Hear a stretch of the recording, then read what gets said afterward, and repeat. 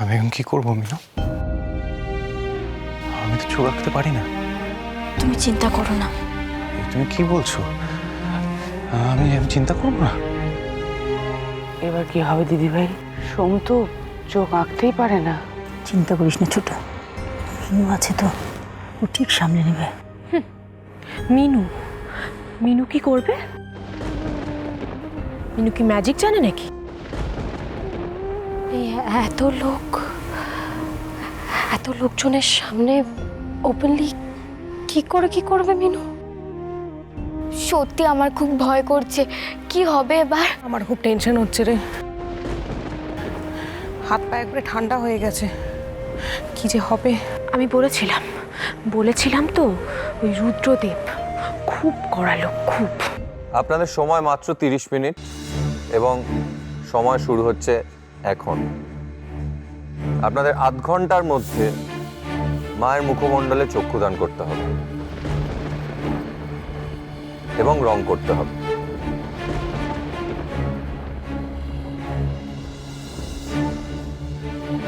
কি তোমার চোখে জল কেন? কি হয়েছে আমাকে বলো, কি হচ্ছে?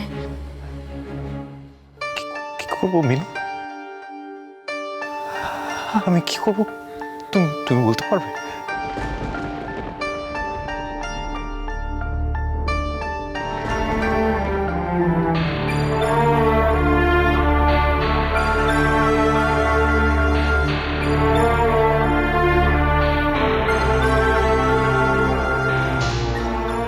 মিনু আমি এবার কি করবো?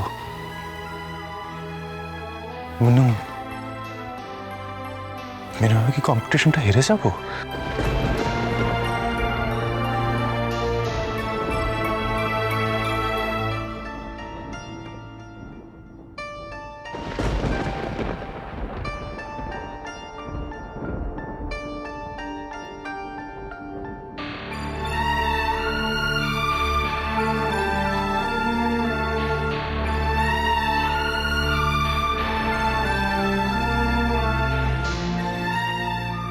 কি হয়েছে সোমনাথ পালের? এত টেন্স দেখাচ্ছে, কাঁদছে নাকি? কেন? ওদিকে ওর পরিবারের লোকজন বসে আছে, ওদেরও দেখে মনে হচ্ছে বেশ চিন্তায় আছে। কি হয়েছে কিছুই বুঝতে পারছি না, বাট কিছু তো একটা হয়েছে নিশ্চয়। সবার সামনে মায়ের চক্ষুদান করতে হবে। তাই তো বলছি দিদি ভাই, সোম তো মায়ের চোখ আঁকতেই পারে না। কি হলো মিস্টার পাল, আপনি দাঁড়িয়ে আছেন কেন? সময় তো সীমিত, যান। এ কি, আপনি কাঁদছেন কেন? কারণ আমি মায়ের চক্ষুদান করতে পারবো না।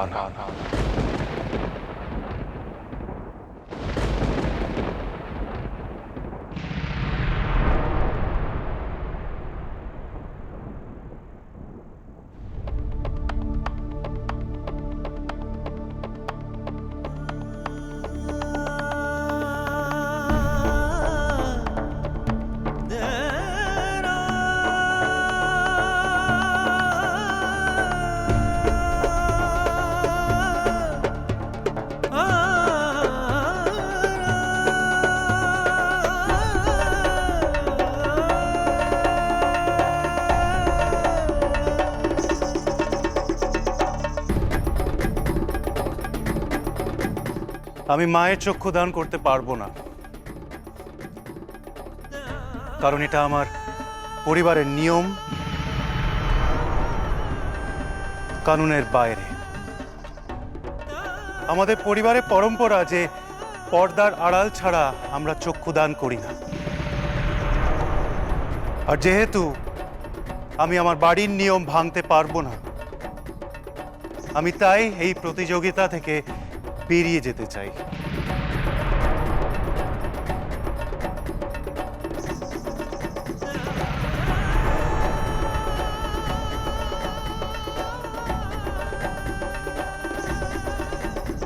অসংখ্য ধন্যবাদ।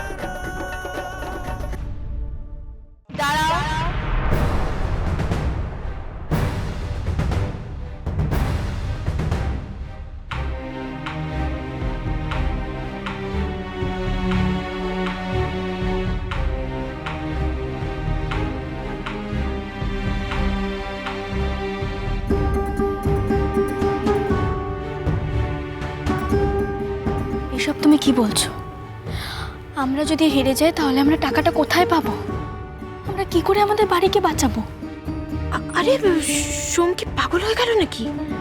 নাকি মিনুর মতো ইমোশনাল ফুল হয়ে গেল? কেন এরকম করছে? এরকম করলে তো টাকাটা আসবে না। না না না, আমাকেই কিছু একটা করতে হবে। তুমি কেন এরকম করছো বলো তো?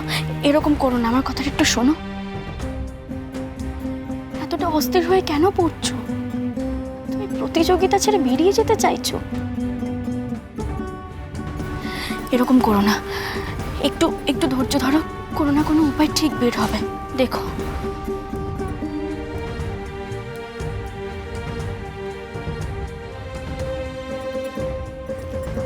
তুমি কি কোনোদিন আমার বাবা অর্থাৎ তোমার কর্তাকে সবার সামনে চক্ষুদান করতে দেখেছো?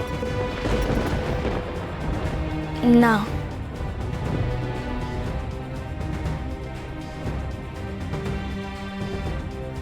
জোরে বলো, তুমি কি আমার বাবা অর্থাৎ তোমার কর্তা কালীকৃষ্ণ পালকে কোনোদিন সবার সামনে চক্ষুদান করতে দেখেছো?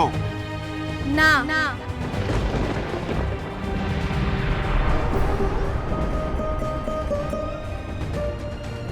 এক্সকিউজ মি, হ্যাঁ মানে একটু রিকোয়েস্ট করছি, প্লিজ সোমনাথ পালকে পর্দার আড়ালে চক্ষুদান করতে দিন না প্লিজ।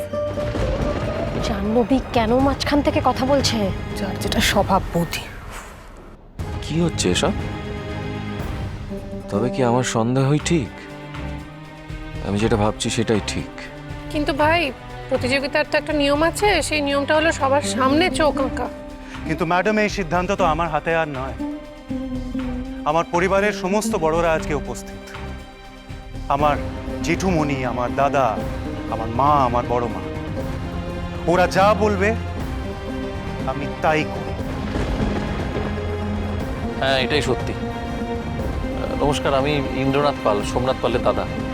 আমাদের পাল বংশের এটাই নিয়ম, মানে সোমনাথ পাল স্বর্গীয় কালীকৃষ্ণ পালের ছেলে, আর আমার কাকা কালীকৃষ্ণ পাল এই নিয়মটাই তৈরি করে গিয়েছিলেন আমাদের বাড়িতে। আর নিয়ম এটাই হচ্ছে যে উনি কখনো সবার সামনে মায়ের চক্ষুদান করতেন না।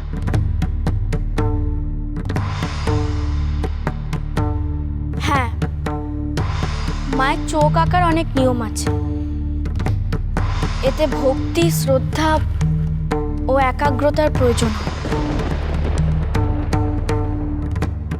আগে হ্যাঁ, এটাই ট্র্যাডিশন। আর এই নিয়ম ভাঙলে যে কোনো ক্ষতি হতে পারে, বলতে পারেন সর্বনাশও হতে পারে।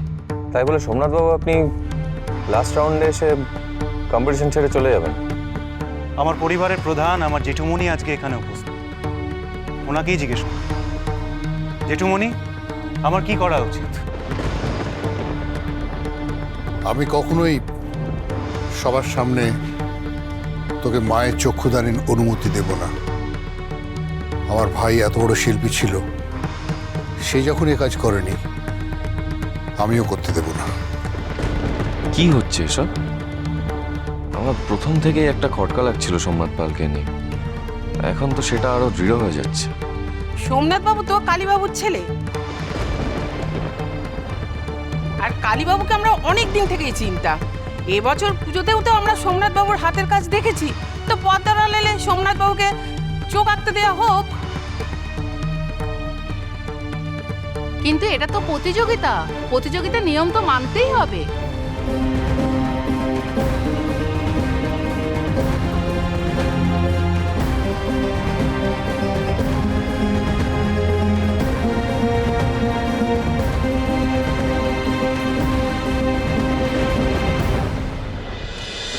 বাজলো তো